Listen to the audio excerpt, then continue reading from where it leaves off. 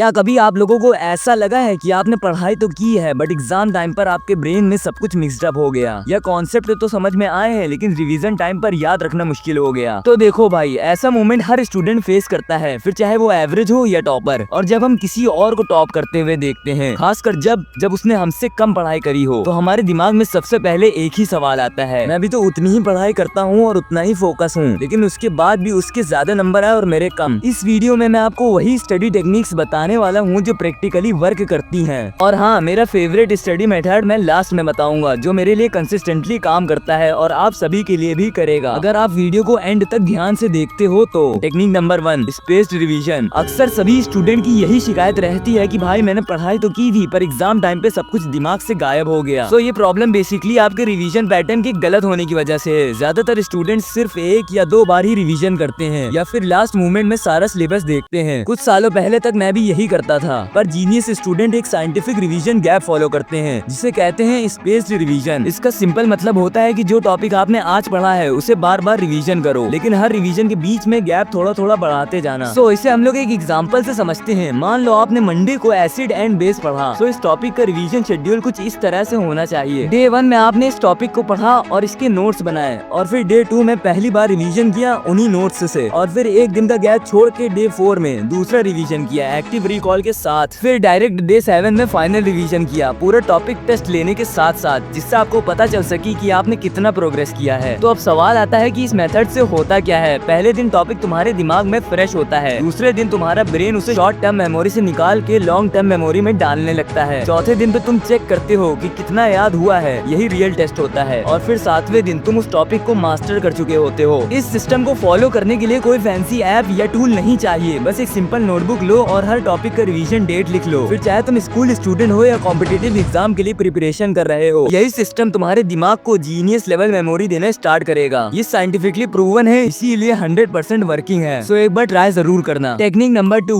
Active recall. एक honest बात बताऊं, पढ़ाई करने वाले 90% स्टूडेंट काम तो करते हैं लेकिन गलत तरीके से। आपको पता है वो क्या करते हैं? नोट्स पढ़ते हैं, हाईलाइट करते हैं और अंडरलाइन करते हैं, जो कि बहुत सही है और उन्हें लगता है कि हाँ मुझे अब याद हो गया है। पर जब एग्जाम्स आते हैं तो या तो सब मिक्स हो जाता है या पूरा ब्लैंक लगने लगता है और कुछ भी समझ में नहीं आता है कि अब एग्जाम्स में लिखूं क्या। और साथ ही जब रिवीजन करने बैठो तो ऐसा लगता है कि यार अब तो मैं याद कर रहा हूँ। तो ऐसा क्यों होता है? क्योंकि रीडिंग इज अ पैसिव और तुम्हारा ब्रेन उस इन्फॉर्मेशन को प्रॉपरली प्रोसेस नहीं कर पाता है। सो इसका मेनली सोल्यूशन है एक्टिव रिकॉल। एक्टिव रिकॉल का सिंपल फॉर्मूला है, पहले टॉपिक पढ़ो जैसे फोटोसिंथेसिस, फिर बुक बंद करो और खुद से सवाल करो कि फोटोसिंथेसिस क्या होता है, इसे करने के लिए कितने स्टेप्स होते हैं और प्लांट का कौन सा पार्ट इसमें यूज होता है। अब बिना देखे या तो आंसर्स लिखो या किसी इमेजिनरी दोस्त को एक्सप्लेन करो जैसे कि तुम टीचर हो। मैं भी यही करता हूँ और इससे आप लोगों की भी लर्निंग स्पीड 10x बेटर हो जाएगी। ये प्रोसेस तुम्हारे दिमाग को एक्टिवली सोचने पर मजबूर कर देता है। इस टॉपिक के साथ मैं आपको एक प्रो टिप भी देता हूँ। हर टॉपिक के बाद 3 से 4 एक्टिव रिकॉल क्वेश्चंस बनाओ। वीक के एंड में उसी सवालों को खुद से टेस्ट लो, फिर चाहे लिखो या फिर किसी इमेजिनरी दोस्त को सुनाओ। ये बोरिंग लग सकता है पर जीनियस स्टूडेंट साइलेंटली इसी मेथड से डोमिनेट करते हैं। सिर्फ नोट्स बनाना या फिर पढ़ना इनफ नहीं होता है, टेस्ट लेना पड़ता है अपने आप का हर दिन। बट ये बात हमेशा याद रखना कि आपके ब्रेन पे ज्यादा लोड ना पड़े, फिर चाहे आपको दिन के 1 या 2 टॉपिक ही क्यों ना याद करना पड़े, क्योंकि जितना आपका दिमाग स्ट्रेस फ्री होगा उतना ही ज्यादा आपकी लर्निंग स्पीड बढ़ेगी। सो अब टेक्निक नंबर 3 है टाइम ब्लॉकिंग। ज्यादातर स्टूडेंट सुबह उठकर सोचते हैं कि आज उन्हें क्या पढ़ना है, जो कि बहुत ज्यादा गलत तरीका है। और फिर वही होता है, या तो इजी सब्जेक्ट पिक कर लेते हैं या फिर पूरा दिन ही प्लानिंग में ही चला जाता है। बट जीनियस स्टूडेंट कभी ऐसा नहीं करते, वो रात को 5 मिनट निकालते हैं और नेक्स्ट डे का प्लान सेट कर लेते हैं। बट आपको एक चीज बहुत ज्यादा ध्यान रखनी है, आपको सब्जेक्ट नहीं एग्जैक्ट टॉपिक पिक करना है। एग्जाम्पल के लिए आपको आज मैथ्स पढ़ना है, ये पिक नहीं करना है। आपको पिक करना है कि आज मैथ्स का ट्रिग्नोमेट्री एक्सरसाइज 6.2 के क्वेश्चन नंबर 1 से 10 तक लगाने हैं, या फिर फिजिक्स में न्यूटन का 3rd law full concept plus example के साथ याद करना है। इससे सुबह उठते ही दिमाग कंफ्यूज नहीं होता है, डायरेक्ट वर्क मोड में चला जाता है। और जब तुम्हारे दिमाग में क्लियरिटी होती है तो प्रोक्रास्टिनेशन 0 हो जाती है। इसका रूल बहुत ज्यादा सिंपल है, कल क्या पढ़ना है उसे आज रात में ही डिसाइड कर लो। इससे आपके उस दिन के सिर्फ 5 मिनट ही जाएंगे, बट अगले दिन का 1 मिनट भी वेस्ट नहीं होगा। Technique number 4, reverse revision. लेकिन उसे स्टार्ट करने से पहले आप लोग इस चैनल को सब्सक्राइब जरूर कर देना, क्योंकि हम लोग 50 के सब्सक्राइबर्स के बहुत ज्यादा क्लोज हैं। और वीडियो अच्छी लग रही हो तो लाइक भी कर देना। बाकी कमेंट में बताओ कि आप लोग कौन से क्लास में हो। Back to the topic. So जब भी तुम रिवीजन स्टार्ट करते हो तो मोस्टली स्टूडेंट फिर से पूरा टॉपिक पढ़ते हैं, जो बोरिंग भी लगता है और टाइम भी वेस्ट करता है। बट आपके स्कूल के टॉप 1% स्टूडेंट एक मेथड का यूज करते हैं जिसे मैं आपको बताने वाला हूँ, इसीलिए ध्यान से सुनना। वो टेक्निक ये बोलती है कि बुक मत खोलो, पहले दिमाग में सोच लो कि इस टॉपिक में आपको क्या क्या याद है। बुक खोलने से पहले आपको जो कुछ भी याद आए उससे लिखो या बोलकर रिवाइज करो बिना चीटिंग के। अब बुक खोलो और चेक करो कि आपने कितना सही किया है और कितना गलत, और कितनी चीजें मिस करी हैं। इससे आपको अपनी रियल स्ट्रेंथ और वीकनेस के बारे में पता चल जाता है, मतलब आपको कौन सी चीजें याद हो चुकी हैं और कौन सी चीजों पर अभी भी वर्क करना बाकी है। और साथ ही रिवीजन एक एक्टिविटी बन जाता है, सिर्फ रीडिंग नहीं। और साथ ही हर मेजर टॉपिक के साथ 3-4 शॉर्ट रिकॉल क्वेश्चंस बनाओ। जब भी रिवाइज करो उन क्वेश्चंस का आंसर पहले खुद दो और फिर वेरीफाई करो कि क्या ये सही है। तो बहुत सारे स्टूडेंट्स ये एक्सपेक्ट करते हैं कि अगर वो मोटिवेट होंगे तो उनका फोकस खुद से ही बढ़ जाएगा, बट ऐसा रियलिटी में नहीं होता है। फोकस एक सिस्टम से आता है और सिस्टम का बेस होता है स्टडी एनवायरनमेंट। अगर तुम्हारा सेटअप वीक है तो तुम्हारा फोकस कभी भी स्टेबल नहीं होगा। सो अपने फोकस को बढ़ाने के लिए और उसे एक जगह स्टेबल करने के लिए अपने फोन का एरोप्लेन मोड ऑन करो और साथ ही फोन को साइलेंट करो डिस्ट्रैक्शंस ऑफ करने के लिए। फोन का फेस डाउन होना चाहिए, स्क्रीन लाइट भी दिमाग को डिस्ट्रैक्ट कर सकती है। और साथ ही अपने साथ water bottle plus sticky notes रखो, मतलब हाइड्रेशन प्लस कोई रिमाइंडर एक ही जगह। अपना एक फिक्स्ड स्टडी स्पॉट सेट करो, एक ही टेबल चेयर या फिर कॉर्नर डेली पढ़ाई के लिए। अपने बेड पर स्टडी अवॉइड करो, सिर्फ लाइट रिवीजन के लिए उसे यूज करो, डीप फोकस के लिए नहीं। जीनियस लोगों का सेटअप रूटीन एक ही जैसा होता है। जब वो अपनी चेयर पर बैठते हैं तो उनका दिमाग समझ जाता है कि अब पढ़ाई का टाइम है। तुम्हें भी अपने दिमाग को ये सिग्नल देना होगा डेली, जिससे तुम्हारा भी फोकस इंक्रीज हो सके। Final chapter, genius mindset. इस पार्ट को बहुत सारे लोग इग्नोर कर चुके होंगे और वीडियो को स्किप कर चुके होंगे, बट अगर आप अभी तक देख रहे हो तो आप बहुत ज्यादा लकी हो, क्योंकि जो लोग इसे इग्नोर कर चुके हैं वो सिस्टम फॉलो करने के बावजूद भी रिजल्ट नहीं निकाल पाते हैं। हर स्टूडेंट के माइंड में कभी न कभी ये डाउट जरूर आता है कि क्या मैं भी जीनियस स्टूडेंट की तरह अपने स्कूल में एक अच्छा स्कोर कर सकता हूँ। सो इसका आंसर मैं नहीं, आप खुद दोगे अपने आप